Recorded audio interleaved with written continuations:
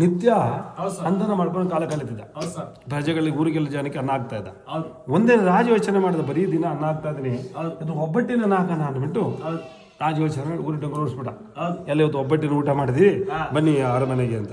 ಆಗಿನ ಕಾಲ ಶಾಮಿಯಾನ ಇರಲಿಲ್ಲ, ಅವಾಗೆಲ್ಲ ನೆಲದಲ್ಲಿ ಕೂತು ಊಟ ಮಾಡ್ಬೇಕಾಯ್ತು. ಗೊತ್ತಾನೆ, ನೆಲದಲ್ಲಿ ಕೂತೆಲ್ಲ ಊಟ ಮಾಡಿದ್ರು, ಒಬ್ಬಟ್ಟಿನ ಊಟ ಹಾಕಿದ ರಾಜ, ಒಬ್ಬಟ್ಟಿನ ಊಟ ಎಲ್ಲ ಮಾಡ್ತಾ ಇದ್ರು. ಒಂದು ಆ ದಿನ ಏನಾಯ್ತು, ಒಂದು ಗರುಡ ಪಕ್ಷಿ ಮೇಲೆ ಹಾರ್ಕೊಂಡು ಹೋಗ್ತಾ ಇತ್ತು. ಆ ಸುಮ್ಮನೆ ಹಾರ್ಕೊಂಡು ಹೋಗ್ತಿರ್ಲಿಲ್ಲ, ಹಾವು ಕಕ್ಕಿ ಅವನ್ ಸಾಯಿಸ್ಬಿಟ್ಟಿತ್ತು. ಅವಿನ ಸಾಯಿಸಿ ಬಾಯಿಗಳು ಕಚ್ಕೊಂಡು ಕಾಲ ಕಚ್ಕೊಂಡು ಹೋಗ್ತಾ ಆಯ್ತು. ಅವು ಸತ್ತೋಗಿತ್ತಲ್ಲ, ಕುಕ್ಬಿಟ್ಟಿತ್ತು. ಹಾಗೆ ಹಾವಿನ ಬಾಯಿನಲ್ಲಿ ರಕ್ತ ಅಲ್ಲ, ವಿಷ ತಡೆದಿತ್ತು. ಬಾಯಿನಲ್ಲಿ ವಿಷ ಬರ್ತಾ ಇತ್ತು. ಗಡ್ಡ ಪಕ್ಷಿ ಮೇಲೆ ಹಾರ್ಕೊಂಡು ಹೋಗ್ತಾ ಇದೆ, ಕಾಲ ಹಿಡ್ಕೊಂಡು ಒಂದೇ ಒಂದು ತೊಟ್ಟು ವಿಷ ಕೆಳಗೆ ಬಿದ್ದಾಯ್ತು. ಕೆಳಗೆ ಬಿದ್ದರೆ ಊಟ ಮಾಡ್ತಾ ಇದ್ರಲ್ಲ, ಒಬ್ಬನಿಗೆ ಮಾತ್ರ ಒಂದೇ ಒಂದು ಊಟ ವಿಷ ಬದ್ದಾಯ್ತು. ಆ ವಿಷ ಊಟ ಮಾಡ್ತಿದ್ದಾಗಿ ಸತ್ತೋಗ್ಬಿಟ್ಟ. ಅವನು ವಿಷ ಬಂದ್ಬಿಟ್ಟು ತಿನ್ಬಿಟ್ಟಲ್ಲ, ಸತ್ತೋದಾಗ ಯೋಚನೆ ಮಾಡಿರೋ ರಾಜ ಬೇಕು ಅಂತ ವಿಷ ಸಾಯಕ್ ಬಿಟ್ಟ ಮನುಷ್ಯನ. ಅದು ಸಾಧ್ಯವಿಲ್ಲ, ಯಾಕೆಂದ್ರೆ ಎಲ್ಲರೂ ಸಾಯ್ಬೇಕಾಯ್ತು. ಇವನೊಬ್ಬನಿಗೆ ಮಹಾರಾಜ ಹೆಂಗ್ ಸಾಯಿಸಕ್ ಸಾಧ್ಯ?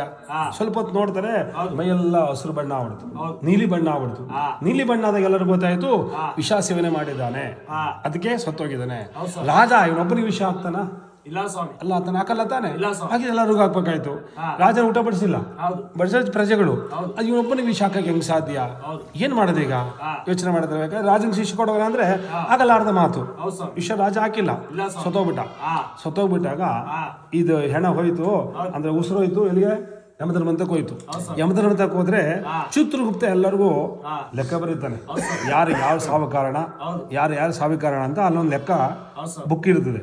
ಈ ಚಿತ್ರಗುಪ್ತ ಎಲ್ಲ ಲೆಕ್ಕ ಬರ್ಕೊಂಡು ಓದ್ತಿದ್ದ. ಇವನ್ ಲೆಕ್ಕ ನೋಡ್ತಾನೆ, ಸತ್ತೋಗಿದ್ದಾನೆ. ಈ ಲೆಕ್ಕ ಯಾರಿಗೆ ಬರೆಯೋಣ? ರಾಜನ ಬರೆಯೋಣ ಅಂತ ಹೋದ್ರೆ ರಾಜ ವಿಷ ಹಾಕಿಲ್ಲ, ಹೌದಲ್ವಾ?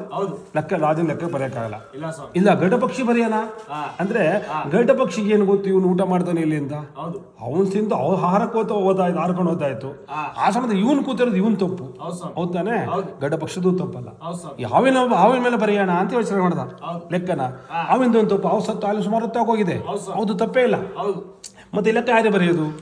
ಯಮಧರ್ಮ ತಲೆ ಕೆಟ್ಟೋಗೋದೇ, ಈ ಲೆಕ್ಕ ಯಾರೇ ಬರಲಿ? ಯಮಧರ್ಮ ಯೋಚನೆ ಮಾಡ್ತಾನೆ, ಯಾರಿಗೆ ಬರೆಯೋದು ಈಗ? ರಾಜನ ಬರೆಯಕ್ಕಾಗಲ್ಲ, ಅವಿ ಬರೆಯಕ್ಕಾಗಲ್ಲ, ಗಡ್ಡ ಪಕ್ಷಿ ಬರೆಯಕ್ಕಾಗಲ್ಲ. ನನಗೆ ಕೆಲಸ ಮಾಡಿ ಚಿಕ್ಕದ್ರಗುಪ್ತ ಆ ಲೈನ್ ಹಂಗೆ ಬಿಟ್ಬಿಡು, ಆ ಲೈನ್ ನಾನು ಹೇಳ್ತೀನಿ ಅವತ್ತು ತುಂಬಿಸಿ ಒಂದೇ ಬಿಟ್ಬಿಡು ನೀನು ಅಂತ. ಬಿಟ್ಬಿಟ್ರು, ಅವನ ಶಿಕ್ಷೆ ಆಯ್ತು, ಹೋದ. ಶಿಕ್ಷೆ ಆದ್ಮೇಲೆ ಹೋಯ್ದ. ಈಗ ರಾಜಕಾಲನ ಮಾಡ್ತಿದ್ದ. ಒಂದ್ಸಲ ಯಾರೋ ನಮ್ಮ ಮೇಷ್ಟ್ರ ಅಂತವ್ರು ರಾಜನ ಕಾಣಬೇಕು ಅಂತ ಬಂದರು. ಆ ದೂರದಿಂದ ಆ ಪಕ್ಕದಲ್ಲಿ ಅವಾಗ ಅಂಗಡಿ ಇಟ್ಟಿಲು. ಅಯ್ಯಮ್ಮನ ಹೆಸರು ಶಾಂತಮ್ಮ ಅಂತ. ಅಮ್ಮ ಬಾಯಿ ಬಿಟ್ರೆ ಬರೀ ಬೊಂಬಾಯಿ, ಹೆಸರು ಮಾತ್ರ ಶಾಂತಮ್ಮ. ಹಾಗಾಗಿ ನಮ್ಮ ಶಾಂತಮ್ಮ ಸ್ವಾಮಿ ಜೈ ರಾಜವನ್ನ ನೋಡಬೇಕಾಯ್ತು. ಸ್ವಾಮಿ ರಾಜರು ಒಳಗಡೆನೆ ಇದ್ದಾರೆ, ಹೋಗಿ ನೋಡಿ. ಓದ್ತಿದ್ದ. ಶಾಂತಮ್ಮ ಸುಮ್ಮನಿರ್ಲಿಲ್ಲ. ಸ್ವಾಮಿ ಹುಷಾರು, ಯಾಕವ ಮೊನ್ನೆಲ್ಲ ರಾಜ ಆ ವಿಷಾಕ್ ಸಾಯಿಸ್ಬಿಟ್ಟವನೆ. ಮೊನ್ನೆಲ್ಲ ಯಾರನ್ನ ಪ್ರಜೆಗಳನ್ನ ಒಬ್ಬಟ್ಟು ಊಟ ಹಾಕ್ತೀನಿ ಅಂದ್ಬಿಟ್ಟು ಸಾಯಿಸ್ಬಿಟ್ಟವನೆ. ಹುಷಾರು ಅಂತ ಮಾತಾಡುವಾಗ ಯಮಧರ್ಮ ಮೇಲೆ ಕೇಳಿಸ್ಕೊಂಡ. ಚಿತ್ರಗುಪ್ತ ಬಳಿ ಇವಳ ಹೆಸರಿಗೆ ಆ ಲೈನ್ ಬಿಟ್ಟಿದ್ದಲ್ಲ, ಬಳಿ ಇವಳ ಹೆಸರಿಗೆ ಅಂದ. ಯಾಕೆಂದ್ರೆ ರಾಜ ಸಾಯಿಸಿಲ್ಲ, ಮಾಡಿದ ಪಾಪ ಹಾಡ್ದವ್ರ ಬಾಯಿಲಿ ಅಂತ.